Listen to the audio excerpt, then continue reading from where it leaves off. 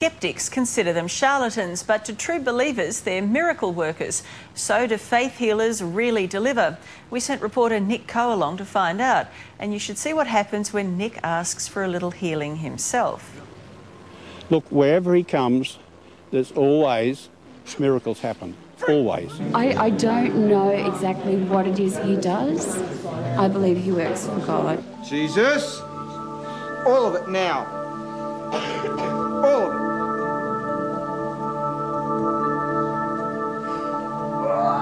All of it now. It's a Jesus. He's literally the answer to these people's prayers. Been praying for God for a miracle? Yeah, it is. John Mellor, the knockabout evangelist from Brisbane, whose healing hands now take him around the world. These things are spiritual, and that's why modern science can't work it out, and that's why I couldn't work it out with logic or reasoning. This is not reasonable, it's not logic. We live in a world that wants everything done now, and that's not always God's timing. Suzette Kelleher has brought partner Ken Peary to Coolum in Queensland for healing. Ken suffered a stroke 4 years ago. And how long is it since you could breathe through it? 4 years you couldn't do that. Then there's Robbie Armaz, a battler who found God and now hopes his chronic back pain can be healed. You see the other people where something happens instantly, you think, well, why is it not happening to me? Make you jealous. Yeah, maybe, yeah. Oh, I'm a bit of a hard head, you know. Yeah. But you can see the reaction that happens. Yeah. And I'm not putting that on, I can tell you now. People who are desperate, if they are promised something, they will latch onto it. We showed Dr. John Best, a Christian, some of John Mellor's work. Hang on. Faith may move mountains, but it's not always the best medicine.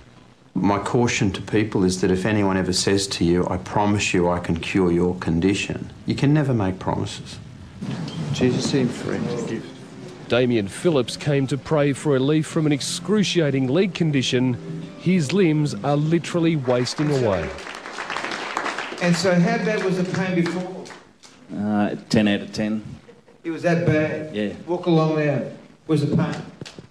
There's none. Miracles every day, according to the faithful, like that of 7-year-old Josiah Bosch. He suffered from eczema so badly he could barely sleep. Then his father Case had John Mellor pray for him. After about 5-6 days or something like that, it started clearing up, and then by a month it was all gone. Could you believe it? Yes.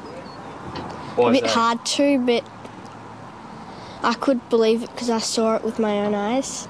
And when the faith healer is in town, it's standing room only. You have an appointment with God. God's going to heal you. The faithful are urged to pray for what medicine alone has so far failed to provide. But what about the skeptics, the non-believers, those who think it can't possibly work, even that it might be a con? Well, there's only one way to find out, and now it's my turn. What I need is some relief from a long-term neck complaint. Set him free, Jesus. A warm, tingling sensation spreads across the top of my spine. How's your neck feeling then? Move your neck. How's that feeling? It feels better. Pain gone? Yeah. It's real, isn't it? It is real. It's It real. is. I can feel it. Yeah, it's amazing. I only know what to feel, and I can feel it. Not every so-called healing is permanent. An hour after walking, Damien is suffering terribly again. I pray for them in supermarkets. I pray for them on the plane, airports, bus stations. And if faith is indeed the key, then it's only a matter of time for people like Ken. Well, what he's done for others, he'll do for me. And you won't give up trying until he does. We won't give up. Nick Coe there, and we're happy to report Nick's neck is still in good shape more than a week later. He did get the flu though, but we're sure that's unrelated. Still to come, the woman locked up for